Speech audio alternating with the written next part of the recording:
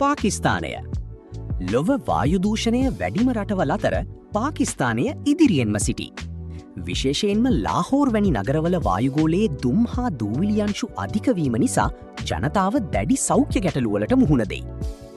බංග්ලාදේශය අධික ජනගහනය සහ ක්‍රමවත් අපද්‍රව්‍ය බැහැර කිරීමේ පද්ධතියක් නොමැතිවීම නිසා බංග්ලාදේශය මෙම ලයිස්තුවට ඇතුළත් වේ.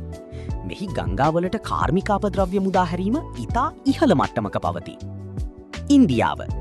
ඉන්දියාවේ ප්‍රධාන නගර රැසක වායුදූෂණය ලෝක සෞඛ්‍ය සංවිධානයේ මට්ටම්වලට වඩා බෙහෙවින් වැඩිය. එමෙන්ම ප්ලාස්ටික් අපද්‍රව්‍ය සහ ගංගාදූෂණය මෙහි ඇති ප්‍රධාන ගැටලුවේ.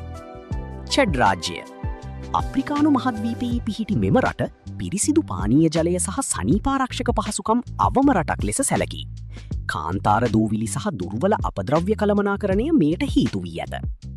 මියන්මාරය ගිනිකොන දිගාසියාවේ පිහිටි මියන්මාරයද පරිසර දූෂණය සහ අපද්‍රව්‍ය කළමනාකරණය සම්බන්ධයෙන් පසුපසින් සිටින රටකි.